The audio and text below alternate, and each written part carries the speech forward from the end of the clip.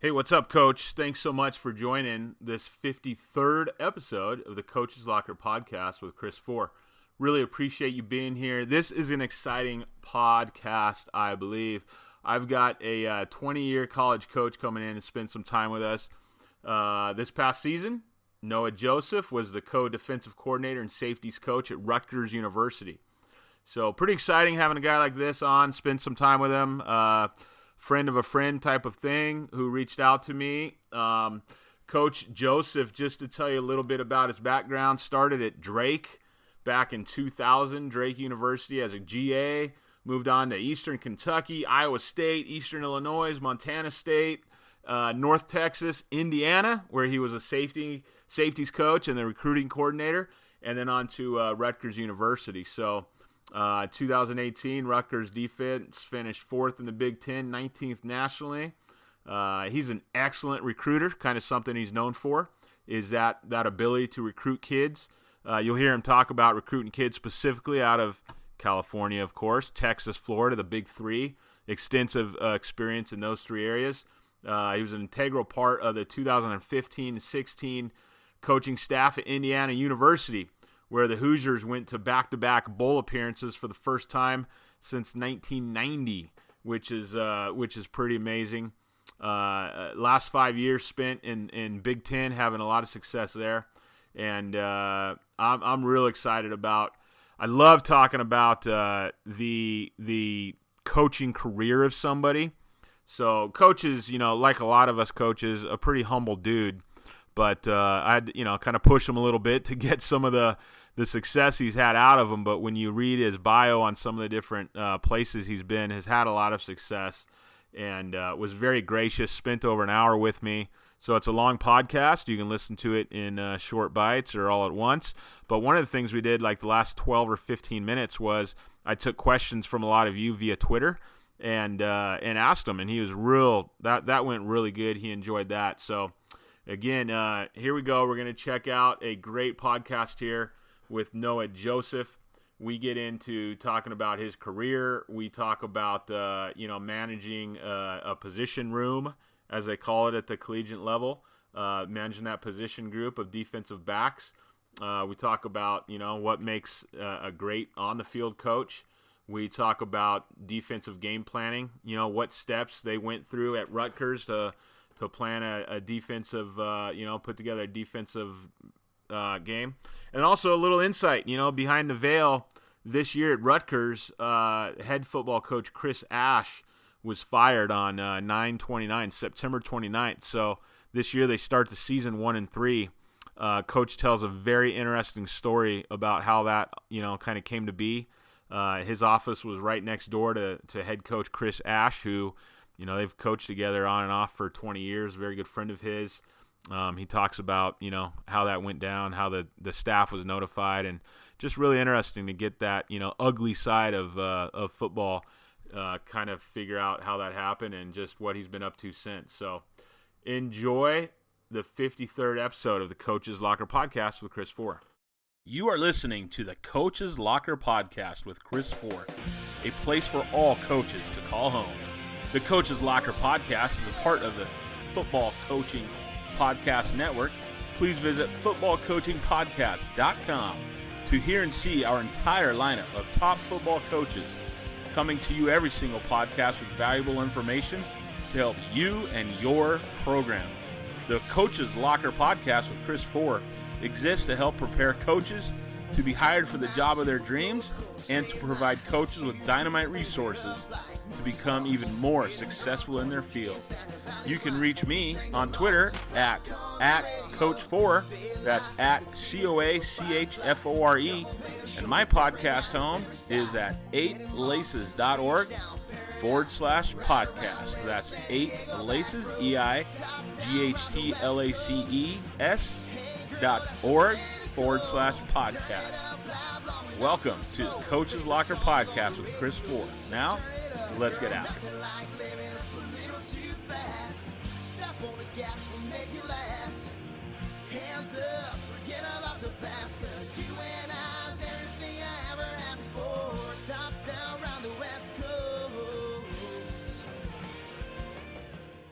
All right, welcome back, folks. As we said here, we're with Coach Noah Jospeh. Coach, thank you for joining us today. Really appreciate your time and effort here with us. No, I'm excited to get on here and talk a little football and philosophy and all the good stuff. Yeah, Coach. So what we have, I'd like to introduce you to my listeners here. We have something called the kickoff, the tip-off, and the first pitch for them to kind of get to know you a little bit, Coach. I did an intro. They just came back from hearing about your career so far. But, Coach, how about the first team you ever played on and what you remember from that team, that sports team? Boy, that would have been probably in the fourth grade. I played on it wasn't AAU, wasn't quite what it is now, but it was a all-star traveling basketball team. We were called the Scrappers. And that was my really first introduction to just competing and winning. And I had a coach, Tom Evans, who was a big impact and probably indirectly led me into this profession and just taught us, about hard work and adversity and overcoming it, and had a lot of fun with those guys. Taught you how to scrap a little, huh? That's right. That's right. Well, it's funny because we were scrappy. We were little dudes though, but we were sponsored by a scrap iron and metal company there in the county. So that's kind of how we got our names. Awesome, Coach. How about the last team you played on, and what you remember from that team? That would have been my senior year of college. Played at Drake University, and you Southern California guys will know just the Pioneer League with USD and everything. And it was we had a heck of a class, really tight knit group of guys. Our parents were friends, still friends, and we were able to win the PFL that year and finished up. Our last game of the season was at Towson State, and we in Baltimore there, and just we played the game, got beat. I think it was 17-14 if I'm not mistaken, and just remember all the players and coaches probably can't do it nowadays. We went out for dinner and drinks after the game. Outstanding. Yeah, Coach, is breaking up again a little bit there. Okay. I don't know what your service bars look like. They look good. I'll try and go ahead and switch rooms if I need to here. Okay. All right. Coach, and yeah, you were a academic all-conference kid, I found out. Did a little research on you. Team captain. Outstanding. Did you just always have a lot of success in school, or was that something your parents born and bred into you? Yeah, it was very important to my to my parents to get a great education, and just I think I was always kind of naturally a leader and took it serious and had a passion for whatever I was doing to try and be the best, and I think that's kind of where some of that came from. I'm interested. How has that kind of academic, very strong academic program or academic background as a student athlete, how has that influenced you as a coach? I think just because, number one, when you recruit kids to come here, you recruit their parents, their families, their mentors, whoever that's in their life. The number one thing that you're going to do is you're going to get a degree. You're going to get your education. We're here to help that. And I think because of that, I make sure that those kids, because of my experiences, that they do take their academics serious. And some of them need help on how to do that. How do I study? How do I take notes? How do I prepare for a test? They'll come in, as it's no different anywhere. Their first test, they bomb because they think, hey, I can study for 2 hours the night before the test and be fine, and that's not the case. Yeah. So try and give them tools to be successful. Yeah. Coach, who's been one of your main mentors, or maybe two, a couple of your main mentors in this coaching profession along the way? Well, I hate to do this to you. I'm going to give you four. That's fine. And they're all kind of different in their way. And in no particular order. Just one would be Chris Ash. That's the guy I just finished working for here at Rutgers. He coached me in college and got me into the business, and owe a lot to him. The second one would be Kevin Wilson. He's now the offensive coordinator at Ohio State. He was the head coach in Indiana for the first couple of years when I was there. And he just taught me how to look at the game, how to be truthful, how to tell you how it is, and has always been somebody I can lean on. The third one would be Tom Allen. Tom Allen's currently the head coach at Indiana right now. And, and he's I don't know that I've ever been around a better leader of men or people than Tom Allen. So really learned a lot through him on how to do that. And then the fourth one is a guy named John Scordani. John Scordani, I GA'd for him at at Iowa State. And then when I was done GA in there, I coached for him. He was the defensive coordinator at North Texas. And he's a guy that, whether it was in the game of football, schemes, fundamentals, recruiting, or, anything in life with the coaching profession, he's somebody I could always look to. Hey, do you buy a house? Do you rent? Those sorts of things. So those would be the top four, really, of my mentors. Awesome. No, Coach, you talked a little bit about Indiana. You guys had a great run there, 15 and 16, back-to-back bowl appearances for the first time, I think, in 15 or 16 years there. What do you attribute? We're going to go over kind of. I really love looking at resumes and career ladders. But before we get into there, since I hit on Indiana, you touched on that real quickly. What do you think was one or two of those keys to go back-to-back bowl appearances for the first time in 15 years? I talk to coaches all the time about resume development. That's a tremendous bullet point for your resume, right? That shows that the staff there, you did something different and unique and great. What's one or two reasons you guys were able to go to back-to-back bowl appearances for the first time in 15 seasons, Coach? I think two things. One, we had a pretty good quarterback in Nate Sudfeld, and I saw he just re-signed with the Eagles. And then the two running backs those years, one was a guy named Tevin Coleman, who played in the Super Bowl there with the 49ers. And the other one was Jordan Howard, who just signed with the Dolphins. So we had some really good offensive players. But through Coach Wilson, those guys had unbelievable grit and determination. And he was hard on them in practice, and he was hard on them. And in turn, we were in a lot of close games, and those guys were tough offensively and defensively, just tough-minded, and figured out and found a way to win. And then we did a good job of developing those guys. They weren't necessarily highly recruited kids, but developed them through toughness, grit, and then the weight room. Awesome. All right, Coach, how about this? What's the worst mistake you ever made in coaching? Something maybe you regret along the way in your career? Yeah, it's funny. I just spoke with Tom Allen about this last week or 2 weeks ago during the combine. I was too concerned with chasing money and titles, and got caught up in that and looking, okay, this guy is on this career path and he's this young. Well, I'm 2 years older than him. I need to try and catch that. And you make decisions and kind of chase stuff for the wrong reasons. That would be probably the worst mistake right now that I'd say I've made.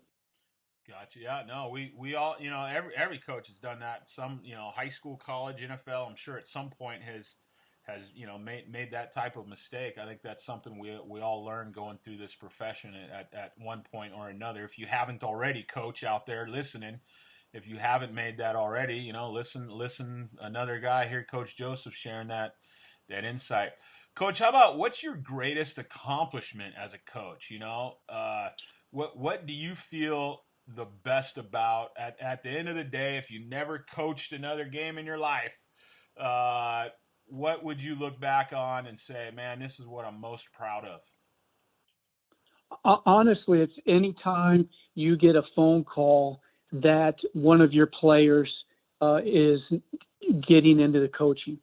And the reason I say that is I'm coaching because of the relationship I had with Chris Ash, the enjoyment I had every day going to work for him, learning from him, having him push me to be my very best.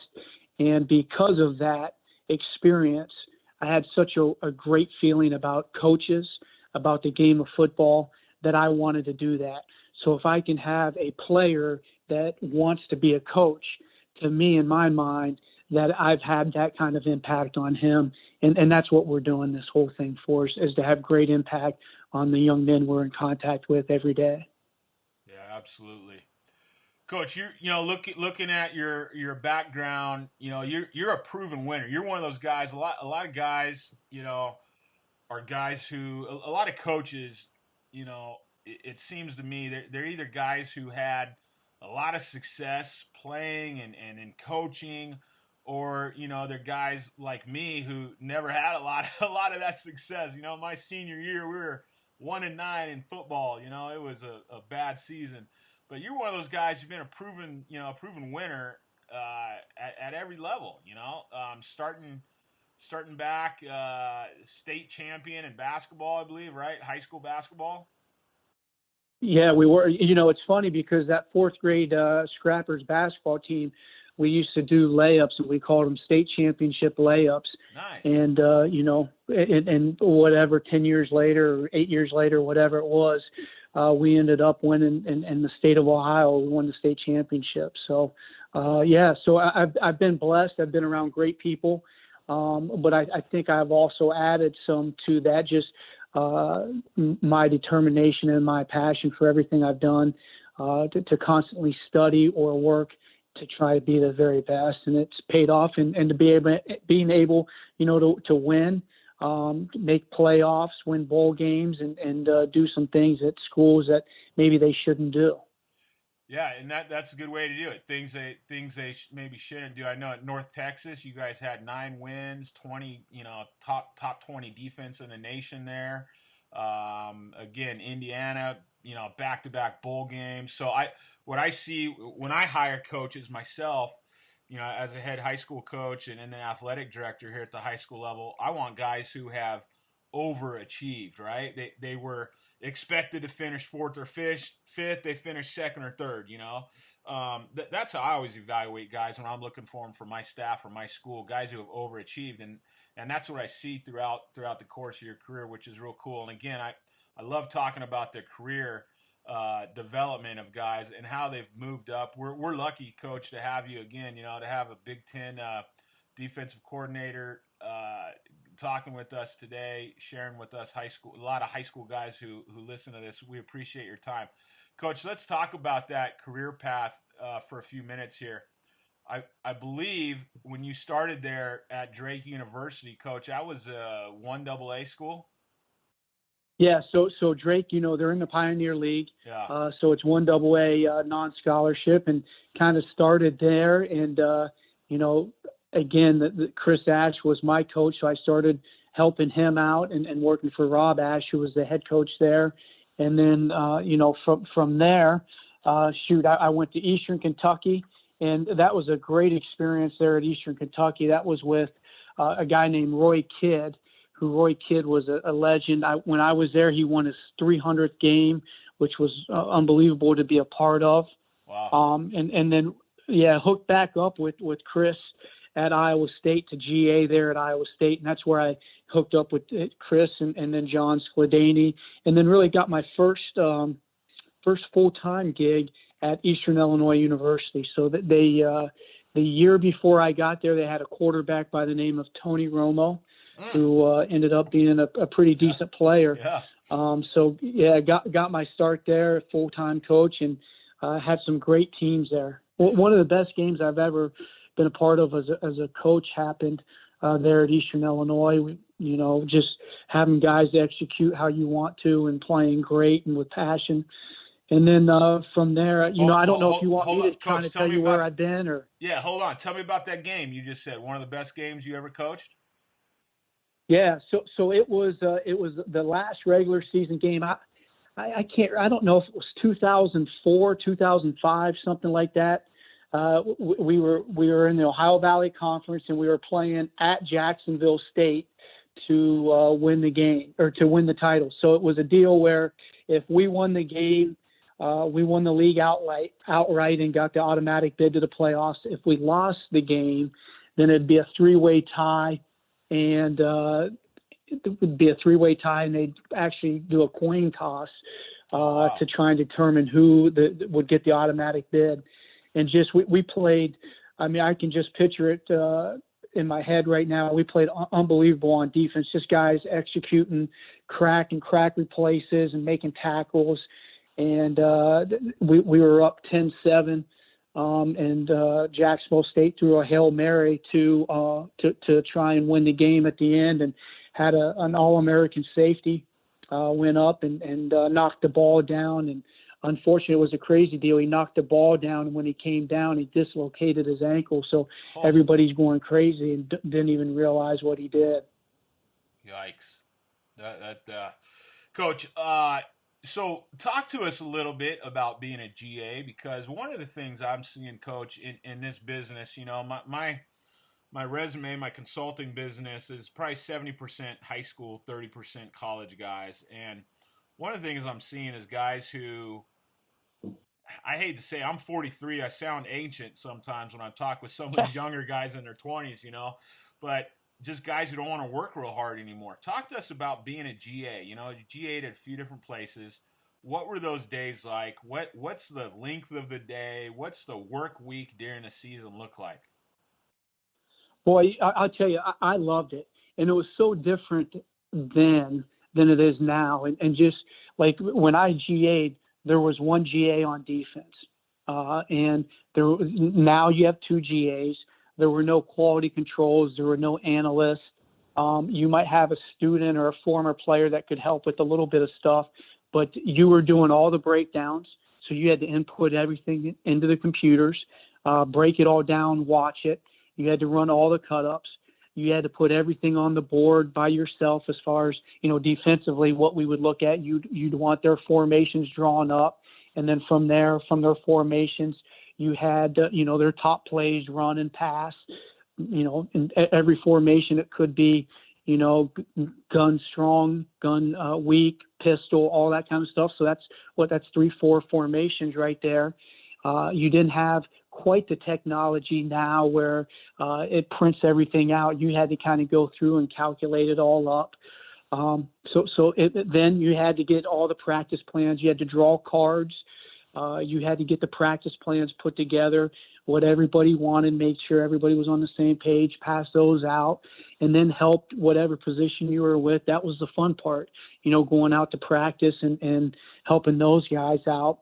And then, during practice, obviously your main job would be to run the scout team. Well, that wasn't, I'll never forget during running the scout team at Iowa State, is it was always we had some good players there on the scout team offense, and it was a competition, us against the defense. And, John Scladani, anytime we would have success with an offensive play, he would start yelling at me saying, I drew the card wrong, and that's not what they do. That's why we had success, and all those sorts of things. Yeah. But it was great, and you had to develop, thick skin, because it was always going to be your fault, and you were wrong. And I kind of liked that. And, the pay wasn't great. And, I remember being at Iowa State, you enjoyed the scouts coming in, because when the scouts came in from the pro teams, they brought donuts. So you would get to eat lunch, then you'd have donuts for lunch, Wow. Nowadays it's a lot easier because you got training tables and that sort of thing. Coach, you've kind of cut your teeth and made a great living on the defensive side of the ball, coaching safety specifically.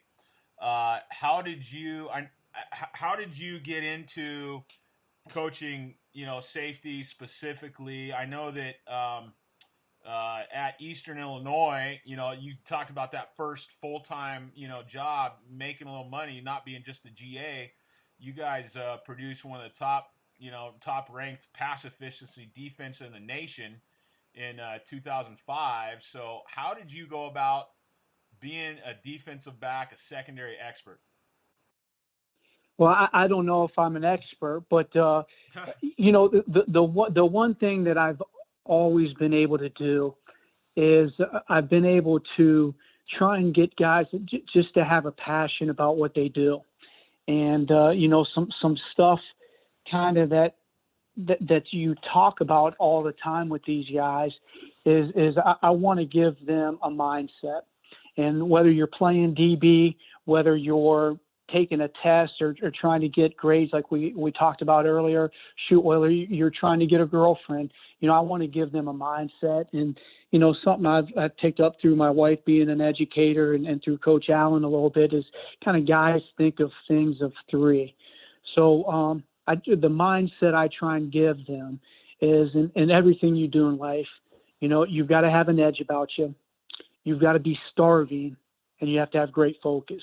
And if you can attack everything with those three things in mind, an edge, be starving, and have great focus, I think you can accomplish a lot of things. So I think that's what I've been able to do is give those guys the secondary, that mindset, and, just to have a conviction in what they're doing to be elite and attack everything that way. And then, besides that, you've got to teach fundamentals and techniques and scheme and all that other stuff, which goes a long way. Yeah, but all starts with that mindset. Yep. So, okay, so you moved from GA. How did you get that job, Coach, at Eastern Illinois? How did you make that move? So when I was at Drake, there was when I GA'd, the defensive coordinator there was a guy named Rock Bellantoni. As I left, Rock actually moved on and became I want to say he was the linebackers coach at Eastern Illinois. And he was at Eastern Illinois for a couple of years as a linebackers coach. They had some movement, and he was promoted to the defensive coordinator spot and had a job open. So that's kind of how it happened. So, here's the thing I've learned, and I've had to learn the hard way here in the last couple of months. I always thought, in anything you do, or especially the coaching business, right, and this with your dealings, I always thought it's who you know. And to some extent, it is who you know, but it's who you know that has a job. That's the important thing. Yeah. Who you know who has one of those decision-making jobs, right? The head That's coach right. job. Yep. And I also talk about it's not who you know as much as who knows you. I think no doubt. Yeah, I think that's a big thing too. All right, so Eastern Illinois, you're there for about 4 or 5 seasons, it looks like, and then let's see, 05 to 07. Okay, then you go from Eastern Illinois, you make a move to Montana State, where you're defensive backs coach and recruiting coordinator. How did that move? How'd you make that move, Coach? So that was crazy. So it actually happened in the summer, which most of the time those jobs don't happen like that. So being in Southern California, I'm sure you're familiar with Montana State and some of the success that they have had. So they fired their coach. He had some off-the-field issues. They were a decent program, had some off-the-field issues. So they fired him in May. And then they hired Rob Ash, who I played for at Drake in June. So they hired him it was like June 5th. And by June 10th, I was out there at Montana State rocking and rolling. And, man, I love that place. That was awesome being out there at Montana State. There's no doubt, just the crowds, the intensity, in Montana, there's not a whole bunch out there. There's two main schools. It's Montana and Montana State, and football was important. And there would be, 20,000 fans, and it didn't matter what the weather was.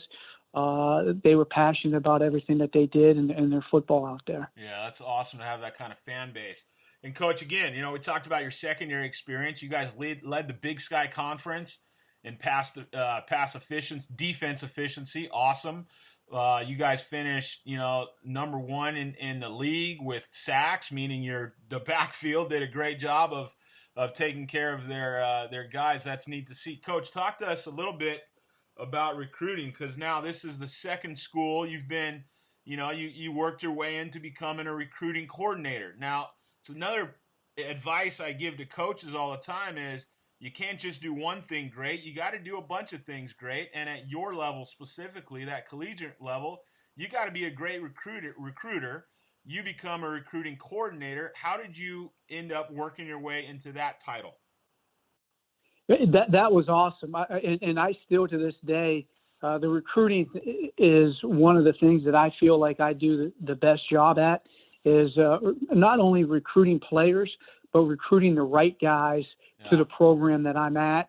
And, Jim Tressel used to say recruiting is like shaving. You go a day without it, you look like a bum. And I think recruiting is that way, every day you have to constantly work at it and reach out to kids and players. And that was a great opportunity for me just because I did it at Eastern Illinois. And when Coach Ash got the job at Montana State, he hadn't had, at Drake, it was non-scholarship. So he didn't have the scholarship experience and things of that nature. So I had a great opportunity to work hand in hand with him to really develop the roster, the numbers in place, the scholarships in place, how many O linemen do you want on scholarship, how many D linemen, those sorts of things, and then hold guys accountable to go out and recruit high end guys. And then, Coach, let me ask you this, because I asked Twitter some questions. I told them we were going to be talking with a Division I defensive coordinator here, and one of my friends, Mike Stauffer, ask him what are the keys to being an elite recruiter. He has now moved from high school into the junior college ranks here in Southern California. Now he has to recruit. He's coaching Division III, NCAA Division III now out here in Southern California. So he's asking, what are a couple keys to being an elite recruiter that you have found in your career, Coach? Well, so I had an unbelievable experience, right? So if you asked me, hey, if you had to go to college and do it all over again, would you? And I would. I wouldn't change a thing. I had a great career. We talked about it a little bit. Won, captain, played, started, all those things. I got a great education, Drake's unbelievable education to do a lot of open up a lot of avenues with that. Met some of my best friends. We talk all the time. Our parents are friends. We talk, group chat, all that kind of stuff, get together with their families. I met my wife there at Drake. So if I had to do it all over again, I wouldn't want to change anything. And so when I go and I recruit, to me, I want that when that young man signs on signing day, when he signs his name to come to whatever school it is I'm at, that is actually the worst day of his college career. Too many times you see that's the best day of their college career. They celebrate that. They don't work as hard. They have a miserable time. They transfer. You got the transfer portal and all that. I want that to be the worst day, meaning that every day when they go, they get better and better, and they have the experiences that I had. And if they had to do it all over again, they would choose that same school. So when I go recruit, that's my mindset. So sometimes if I feel like a kid isn't a good fit for whatever reason, I'm not going to recruit them just because that's not fair to the kid. And I know in my heart, I can't put everything I have in it. And no matter what you're selling, if you're selling something and you truly believe that this is great in all avenues and every aspect, you're going to put everything you have in it, and it's easy to do. So that's kind of my number one thing. Number two is you got to find, we always talk about, you got to find the champion. Who's the champion? Meaning in that young man, who's going to help him make the decision? For some guys, it's going to be a mom or dad. Some guys, it's going to be a high school coach. Some guys, it might be a 7-on-7 coach. Whoever that is, you need to find that champion in that recruit's life, and you need to recruit them and build the relationship with both the player and the champion in their life. Those are kind of the things that I think make a great recruiter. And then at the end of the day, too, it comes down to relationships and you got to put in work. You got to put in time. You got to put in effort to make it happen.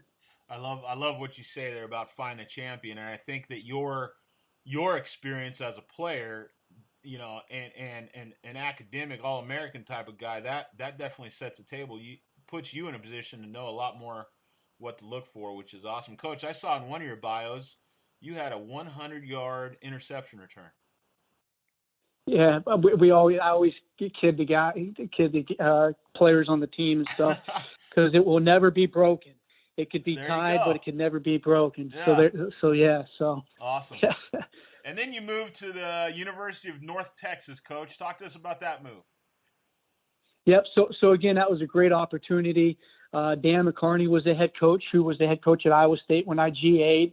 And then Sladany was the defensive coordinator at Iowa State. He was the defensive coordinator at North Texas. So I went there and had an unbelievable 2 years.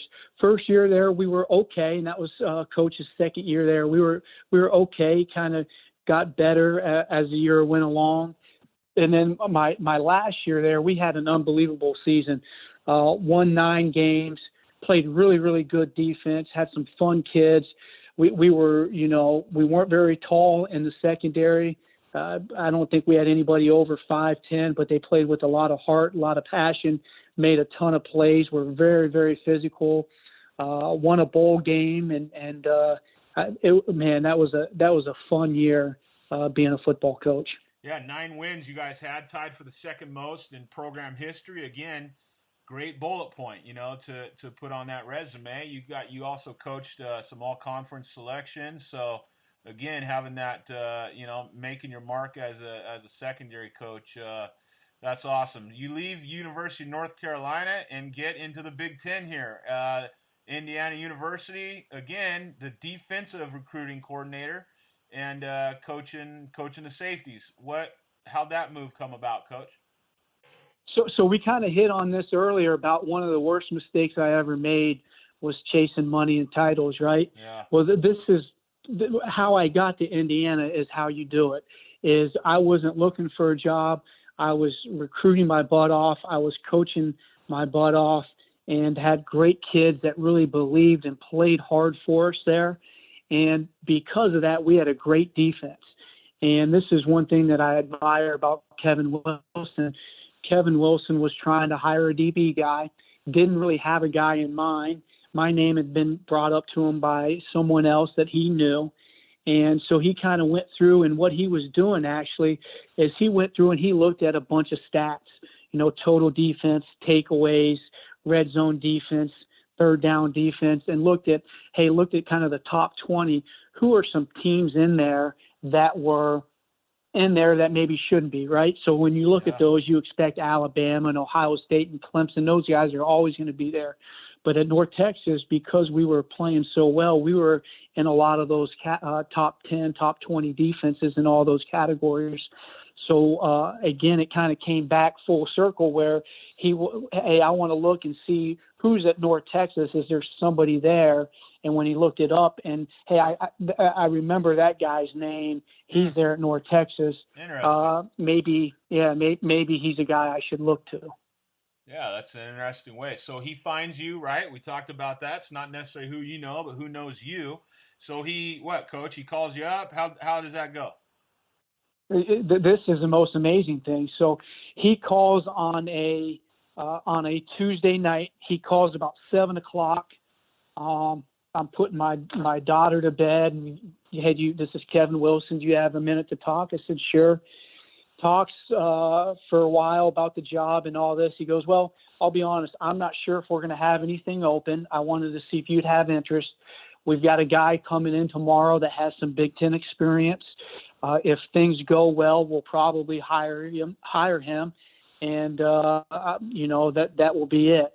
If things don't go well, then I'll probably try and call you back and get you up on an interview if that's something you're interested in. So I said, yeah, definitely would be interested. So that's at like 7:00 on a Tuesday night.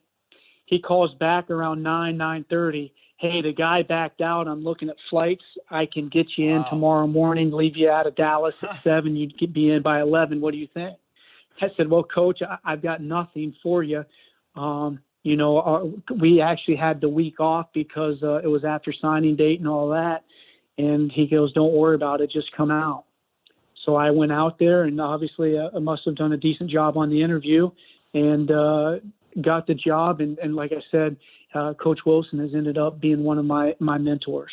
So talk to us about that, Coach. What is that? How long are you there with them? What's that interview look like? I mean, we're not asking to get too intimate, but what does that interview look like in the Big Ten, Indiana University? Is it just you and the head coach? Is it you and the head coach and coordinator?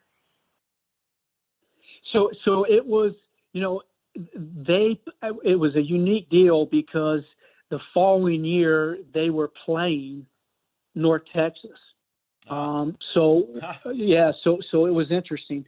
So we kind of sat there for a while with coach and the defensive staff and watched some game film. And they just were asking me, what are you doing here? What are you teaching here? I see you, this is how you're fitting it. So kind of went through that. And then that led into some technique things and, what I'm teaching, why I'm teaching it, how I'm teaching it, and all of that.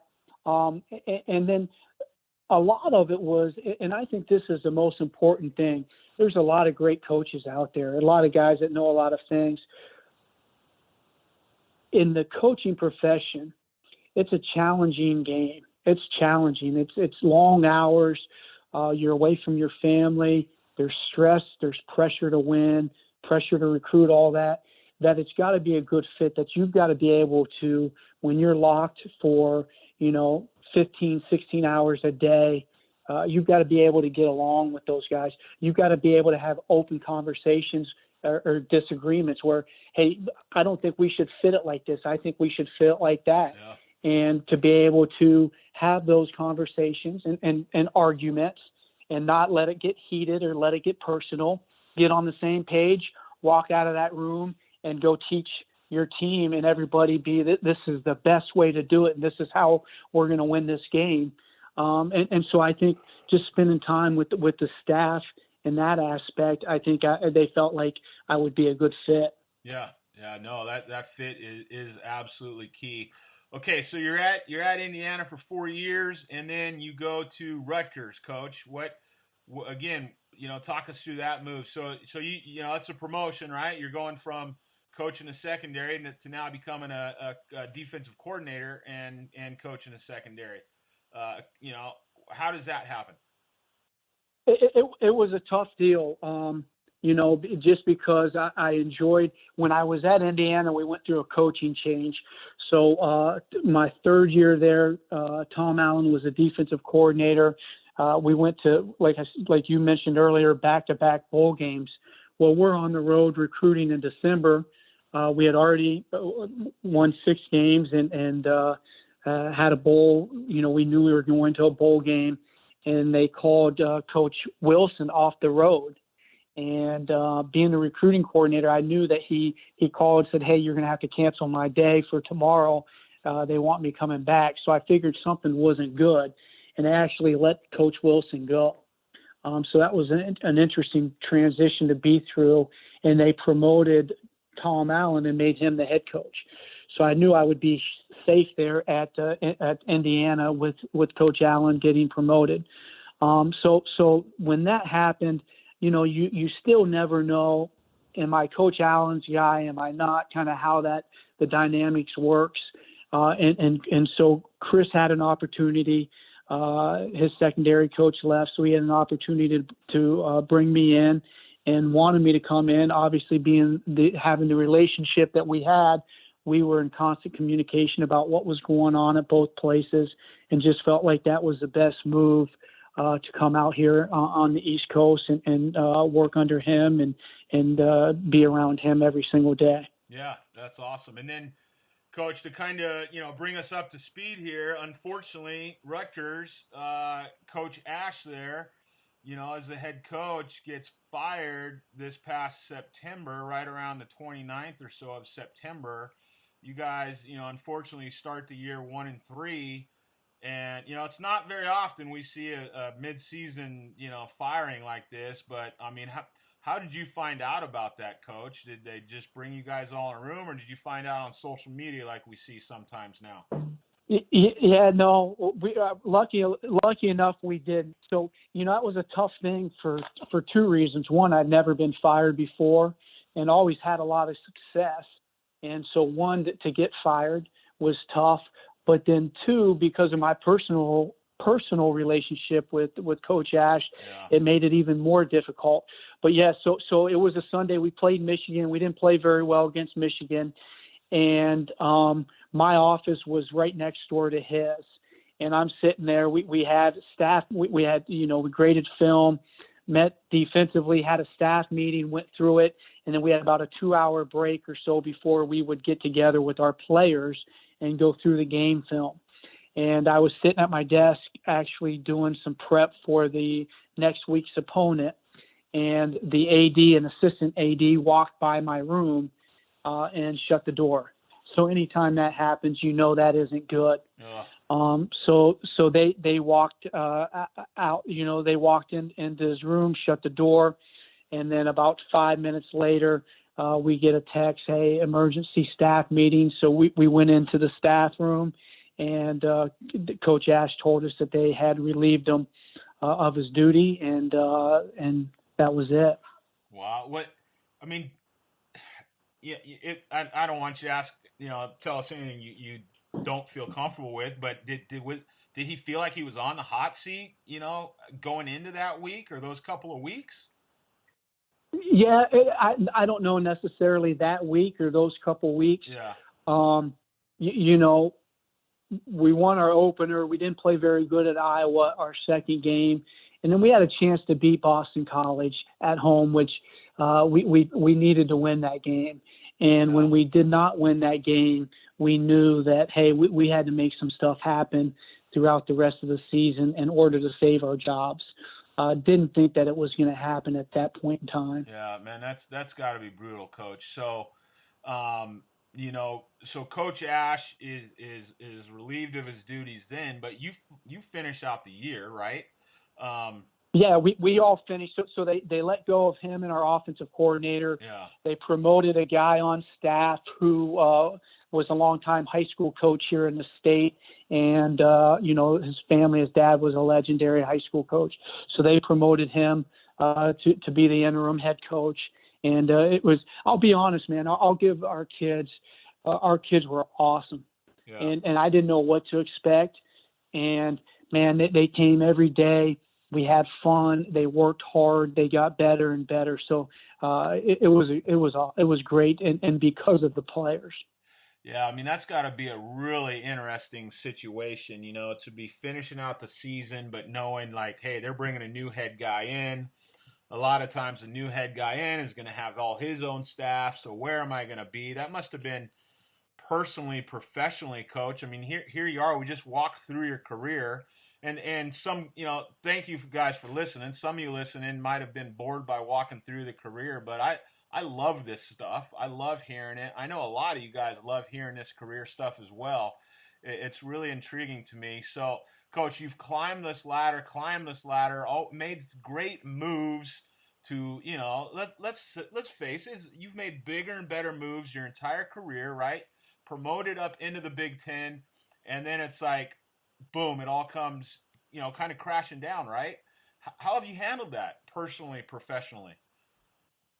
Yeah, well, it is crazy it is in these times of year, in this time of year with the coronavirus. It's like everybody's living my life right now in terms of, this is what I've had to do. I've been at home and, I think God has a great way of putting things in perspective.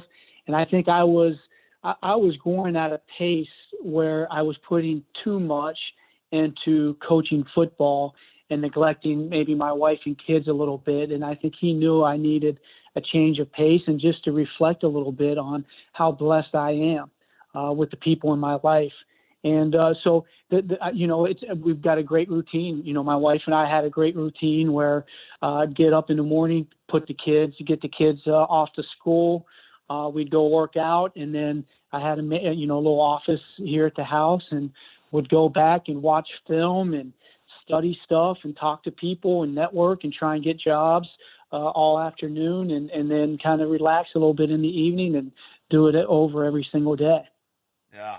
Yeah. And so what I want to do here, Coach, is kind of transition from, talking about your career into more of the, on the field X and O coaching type of situation, just to pick your brain a little bit for all of us to learn. Take us into your meeting room, Coach. It's, much different than what a lot of us high school coaches have, or, we don't have a position like when you're at Indiana and Rutgers. How many safeties do you have under your watch? Yeah, there's usually about 10 of them, Okay. 10 to 12 in the room at one point in time. And so talk to us. How do you develop those guys? Throughout the course of the year. How do you coach your room up? Throughout the course of the year. I think, and it's interesting because with the coronavirus, my kids are at home, so I'm listening and watching them interact with their teachers through Google Meeting and all that stuff, and how they learn, what their attention span's like, how the teachers interact with them. So it's been awesome to watch that. But when I think, and that's all we are, we're teachers, especially when you're in the meeting room, you're in teaching. So like anything, right? Like I kind of have like a three-step teaching process in terms of I hear and I forget, I see and I remember, I do and I understand. And I think I was that way, and I think most kids are kind of hands-on type guys. So when you walk into the meeting room, I think you have to have it set up, one, where there's not a lot of distractions, so they can have their notebooks, their iPads, whatever it is that you can do to take notes. I also think there needs to be room in that meeting room where you can recreate drills. I think that's critical, because there might be something where you're watching something on film, and it might be, okay, hey, I want to spill this puller. I've got to get underneath and spill it. Well, what does that really mean? And I can tell them, hey, you need to spill that. And what are they going to say to you? Gotcha. Good. Okay. Whatever. But they don't really. So what you can do in your meeting room is if you can have enough space and just move desks back. And that's all I did is I took some desks out of the front of the room. And now, okay, here's the deal. You box that instead of spilled it. So here's what we're going to do. We're going to recreate that play. So I'll have 4 guys come up. Here's a tight end. He blocks down. The fullback is at you. There's a kid that's acting as a tight end. There's a kid that's acting as a fullback. The tight end blocks down. The fullback's at him. And now every kid that's going to be in that position, they'll stand there. They'll step down to the tight end. Now they work on, okay, that's what he's talking about, spilling the block. So I try and do that in the meeting room, because I think that's critical. Again, I do and I understand. The other thing is, kind of big into direct teaching. And what's direct teaching is you don't want to ask the whole group, hey, do you got it? Or do you understand this? Yeah, I got it. I'm good. They don't. So I'm going to ask a specific guy, hey, Chase, in cover 4, what are your reads on the tight end? And I want him to tell me what his reads are on the tight end, the type of blocks he can get, the type of releases, and his responsibility. I want him to answer me and to teach the room, because if he can do that in that room, that means he really understands it, and they as a group really understand it. And then when I teach, just because, I think it keeps me on task and make sure that I cover everything. And even like I'm just going back to when we interview guys and you listen to guys interview, if they've got a specific acronym or whatever sequence that they go through to teach guys, I think it's awesome. So like my teaching progression, and I got it from Coach Ash when I was a player. He still does it. I still do it. It's just an acronym, CASCR. So C, what is C? It's the call. All right. So again, you got to understand, and you've got to be able, what does this call mean to you? What does it mean to the defense and everybody? Who do you need to give the call to? A is alignment. Before you can do anything, you've got to recognize the formation and be aligned correct. If you in cover 4, if you're on number 2, you better be inside because you got nobody helping the middle of the field. So I better rely on inside leverage on number 2 so I can't get beat pre-snap into the middle of the field. S is stance. It's critical for you to play a good to play the game to your ability. Eliminate wasted movements, because everything that we do, especially in the back end and the secondary, it's inches. It's a matter of inches. So I've got to have a great stance to eliminate wasted movement. K is key. That your key is going to tell you exactly what's going on the play and how you need to react at a timely manner to make plays. And that's the hardest thing, I think, when a guy transitions from maybe high school to college, is just their eyes are all over the place. They're just finding the football instead of, hey, reading somebody to tell them where to go. And then finally, R is your responsibility. Now it's your turn your time to turn it loose and go make the play. So again, when I install, I go through it. I go through Casker: call, alignment, stance, key, and responsibility. Love it. And I try and beat it. Yeah, I try and beat it enough in their head. So when we're doing walkthroughs, and I want, when they're out there on the field, that's their thought process out there. They're always coming back to the same thing. I love that philosophy. So, Coach, again, you've had this, tremendous career success, specifically, with that secondary. So take us on the field now. What makes Coach Jospeh a great on-the-field coach? I think there's a couple things that make me. One is my passion for the game, and I'm constantly trying to study it, get better. What are some little things that can help my players take the step to the next level? One of the things I love, and like right now, what I'm missing about the game is just the relationships you have with their players. That's everything to me. The relationships I can develop with those players mean the world and last forever. And I kind of try and talk with those guys about 3 C's when we talk about relationships. So the three C's to me are character, connection, and competence.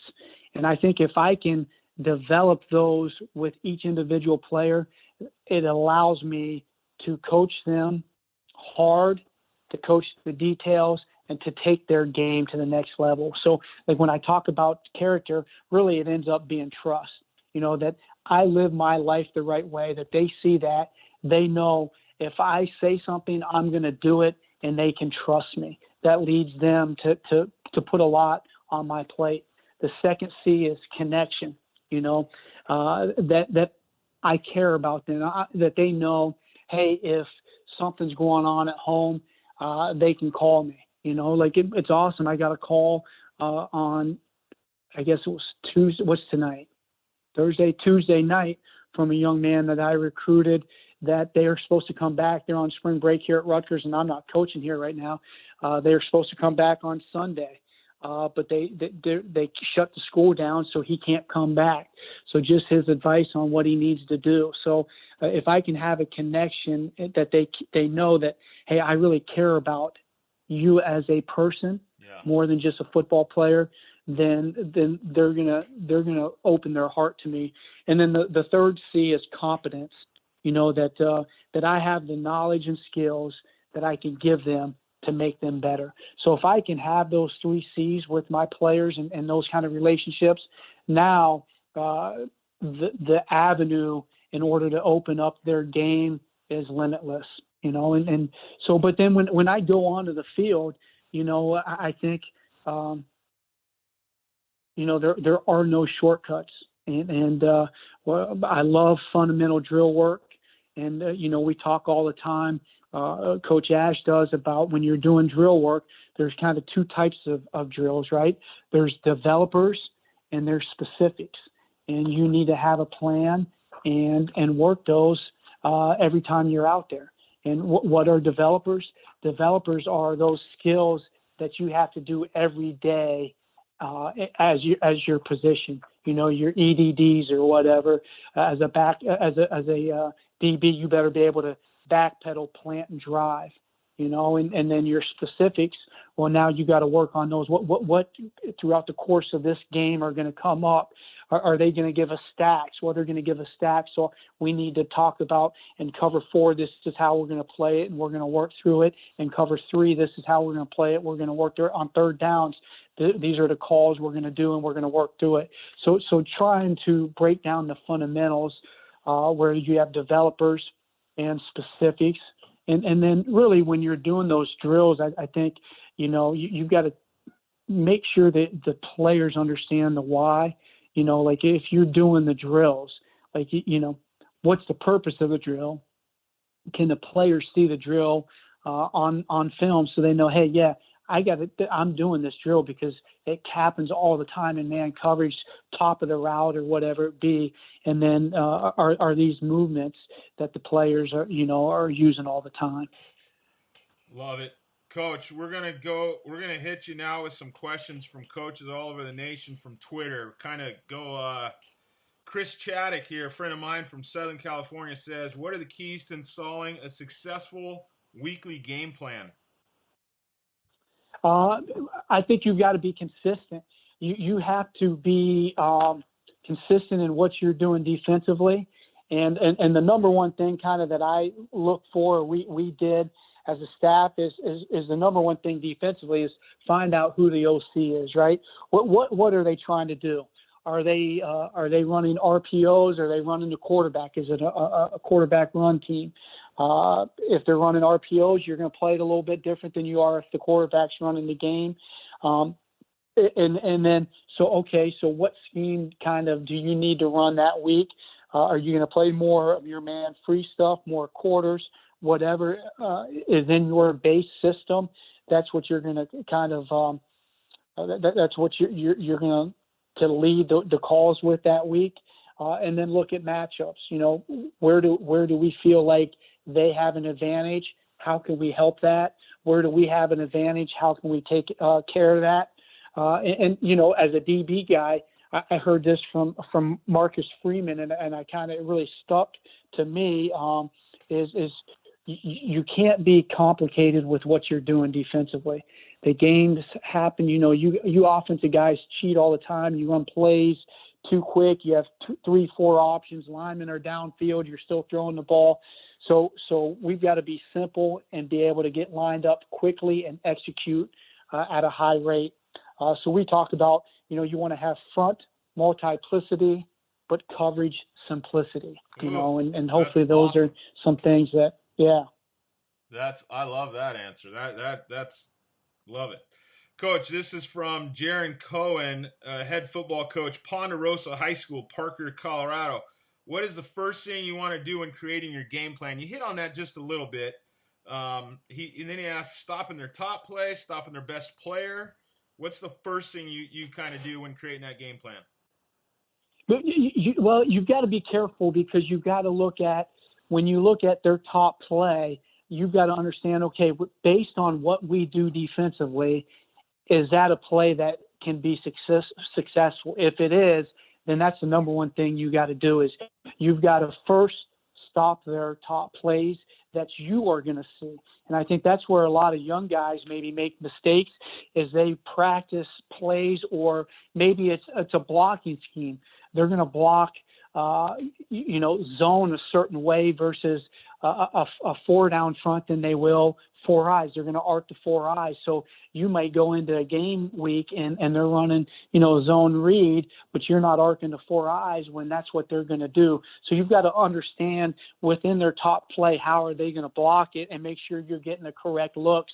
And then the second thing is you definitely have to look at their players or their mismatches. If they've got a guy, hey, they're going to figure out a way to get him the ball. How can we help ourselves and stop that? Love it. Love it. This comes from Coach Looney out in Oklahoma. Coach, he says, what kind of off-season breakdowns do you guys do to prepare for the upcoming season? So we do a couple different things. One is the first thing we always do is we do a self-scout of ourselves. So we look at everything that we did, the frequency and the success rate that we did those. And, the higher the frequency, obviously you want a greater success.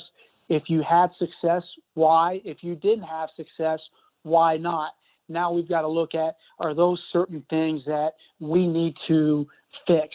Is it a talent issue? Is it a scheme issue? Is it a technique issue? Fundamental issue? Those are things that we need to look at, identify with each call. And if we're calling something and it doesn't have a very high success rate, we need to probably eliminate that and look for another solution. And then the second thing, you kind of look at things that you want to study. Okay, we need to improve on our red zone defense. So we'll go through and we've got the luxury with a bunch of college film and the NFL film, and we have manpower now with quality control guys and things of that nature to break it down.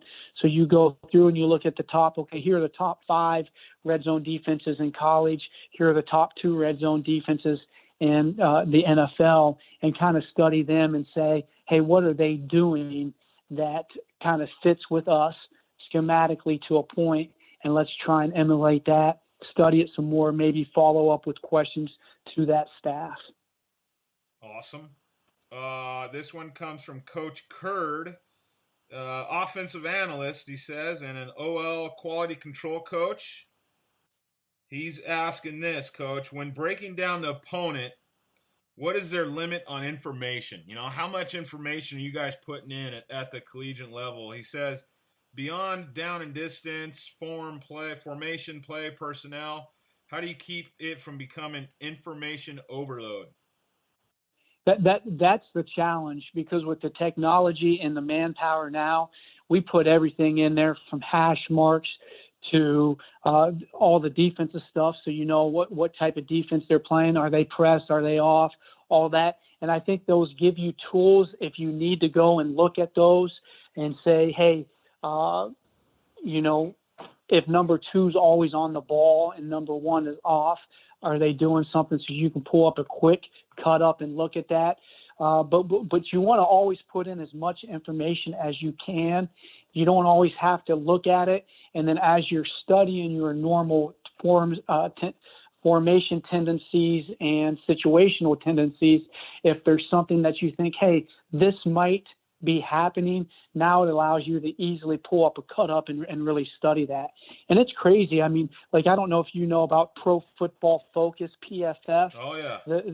Those guys, the information that they can give you, not only on, and we use it both on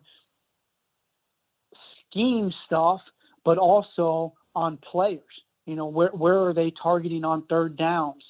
And just what matchup can we look at to help us be more favorable? Love it. Yeah, you can get into that information overload sometimes. Head track and field. That's the challenge. That really is the challenge, is using the information the right way. Yeah, absolutely. This comes from a head track and field coach at Southeastern Louisiana University in Louisiana. When recruiting, are you looking for specific positions to fill, or are you just looking for athletes? No, it's specific positions. So kind of how it works is you have a recruiting area. So like, for instance, when I was at Montana State, I had Southern California. So I had Orange County all the way down to all the way through San Diego. And so you start off that way, where you have an area that you cultivate and you make relationships with the high school coaches in the area. You've got to be known in your area. High school coaches, if there's 7-on-7 guys in the area, just whoever is really dialed into the high school scene. And then from there, you target specifically your position. So whether it's the DBs, whether it's an O-line guy, he'll have his area and he'll get the guys and he'll do the pre-work on all, hey, here are the guys that can play at our level. Here's who we have to offer. He'll start the relationship, and then he'll pass it on to that position coach.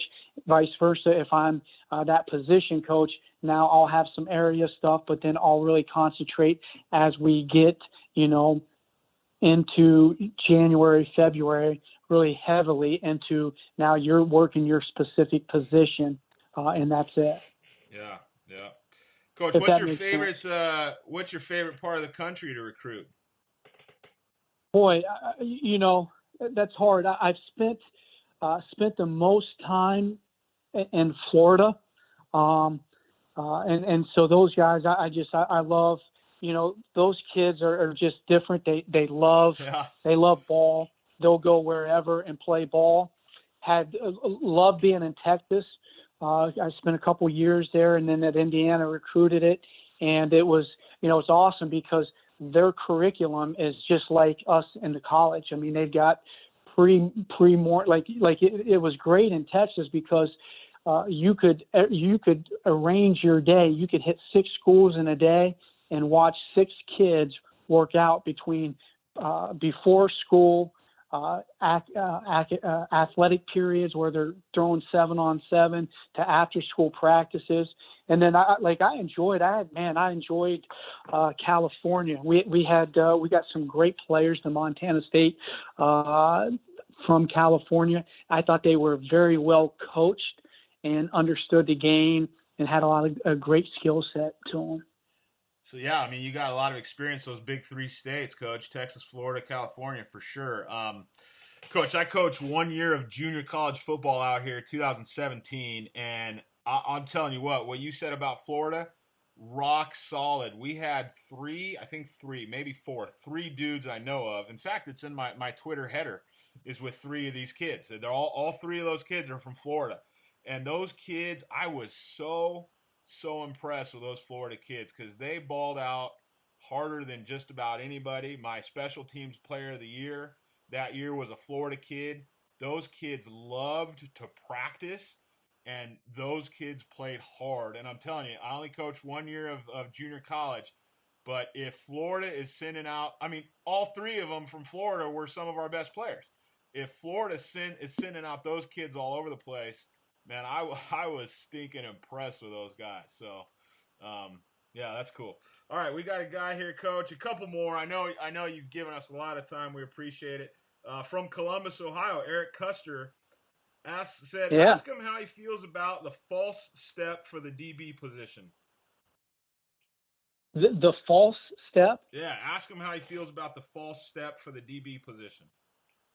Can you hit? I'm not sure exactly what he means by the false step. Yeah, that's all. I'm not sure either, yep. Coach. Here. So I know there's a big debate, especially if you watch the combine and listen to Deion Sanders about you're pedaling and then braking. Do you bicycle out of it? Do you T-step? All that, and kind of my philosophy. I think Deion Sanders it didn't matter what he did. He could put his foot in the ground and accelerate out at a high level. Yeah, he's a freak. For us, he's a freak, and there's not a lot of those guys out there. What we teach more of a T-step, and really, I want them to think of this. I want them to think of 1, 2. I've got to plant and then drive. Plant, drive off my front foot, plant, drive out. So anytime I'm braking, if I'm taking more than 2 steps, I've got problems. So I'm always thinking, I'm plant, drive over my front foot. So whether I'm sideways running, I'm planting off that outside foot, driving over my front foot. Whether I'm in a square back pedal, I'm planting in my cylinder, driving off my front foot. 1, 2, 1, 2, 1, 2. So always try and get that through to their head. And then we do a lot of stuff, and it's great because with iPhones and all that stuff, kids can have their girlfriend tape them. They can put them on their bag and tape them. And I always love having guys do drills off of a line, because if I'm backpedaling, whether I'm opening up, whether I'm trying to plant and drive, if I'm getting off that line to make my breaks, I'm taking false steps or wasted movement, which again, the game is all about inches, and I've got to clean that up. I got to make sure I'm staying on those lines. And that's something a kid can do right now, even though, everything's shut down. They can get on a line, put their phone up there, tape themselves, look at it, delete it, keep doing it, and really get proficient at it. Love it. Great idea. Coach, last one here. This comes from Alan Purvis, who's a QB coach and a JV head coach. He asked this. I really like how he put this. A great blank Okay? A great blank scares you the most as a defensive coordinator, and what do you do to neutralize that strength? Is it a great quarterback, O-line, running back, or wide receiver? A great blank scares you the most as a DC, and what do you do to neutralize that strength? A great quarterback. Yeah, absolutely. And it doesn't I agree. matter. Yeah. It doesn't matter if you're playing fourth grade, if you're playing high school, if you're playing college, or if you're playing for the LA Chargers. If you don't have a quarterback, you don't have a chance to win in games. You look at Tom Brady and all the fuss about him. So great quarterback. Now, it all depends. What does that guy do well? Is he a thrower? If he's a thrower, we want to make sure that we can have extra guys in coverage, and we want to pressure him up the middle. We want hands in his face so he can't have open lanes and he can't get his feet set and feel comfortable throwing the football. If he's a runner, if he's a guy that can pull it and run, we never want to allow just to be one-on-one on the quarterback. So we're always going to scheme stuff up to be single-gapped everywhere we are, but always have an extra quarterback player. So hopefully that answers that question. Yeah, it does. All right, I said last one, but I lied, Coach. One more just came in. I got to go last one because my wife's waiting for me for supper. So here's the last one. Comes from Brian Barnes. And this has been fun doing it this way. I hope you're okay with this, Coach. Heck yeah. And listen, unfortunately, I got more time than I know what to do with. So if we want to do it again, we can do it again. So Brian Barnes, head football coach, Bishop Foley High School in Michigan. He asked this, Coach. I think it's another great question. What's harder to prepare for, multiple personnel groupings or a team that uses few groupings but plays lightning fast and executed extremely well? To me, multiple personnel groupings. As long as you know a team goes fast, you can simulate that in practice and get guys comfortable and confident that they can get lined up quickly and execute, as well as if a team goes that fast, they can't do a whole bunch of stuff. And based on formations or backfield sets or something like that, you really have a great idea of what play is coming so you can play plays. When a team is all multiple and stuff like that, it forces you to practice a lot of different stuff. And when you're practicing a lot of different things, you don't get good at anything. And then it forces you to change your personnel. And it's no different, when you face some of these teams now that run the football in 12 personnel or 21 personnel and all your run fits. It's no different preparing for that than it was, 10 years ago preparing to play Army, stopping the wishbone. It's not normal. It's not what you see all the time. So it's very difficult to stop in 1 week's time practice. Yeah, that makes sense. That makes sense. Coach, tell our listeners how they can follow you on Twitter. What's your Twitter handle? And we'll include it with our show notes here as well, but tell us what that is. It's Nojo Football, Nojo Football. And I've got to get better at my social media stuff and change stuff up. So that's one project I have next week. I'm going to have my daughters help me out a little bit on that. There you go. All right. Yeah, the young kids, they can help you. So at Nojo Football. Coach Joseph, we really appreciate your time. Thanks for giving back to the coaching community here today. Thanks for telling us your story. And good luck to you as you look for that next great adventure in coaching. I appreciate it. Thank you, Chris. And hopefully everybody stays healthy out there. All right. Hey, that's a wrap. Thanks for checking out the Coach's Locker podcast. I'd like to just send a shout out and a big thank you to Coach for joining us here. Coach Joseph, thank you very, very much for the time you spent helping all of us become better football coaches and sharing your journey to this date. We really appreciate it. Folks, check out Coach's Locker podcast where you like to listen to your favorite podcast. Obviously, you know where that is. You're listening now. Check us out, 8laces.org, EIGHTLACES.org. We exist to help coaches land the dynamite job of their dreams and to help coaches become better prepared in their field. So check that out again, 8laces, EIGHTLACES.org. Coach4.org, Coach Fore, COACHFRE.org. Over 400 articles there for you.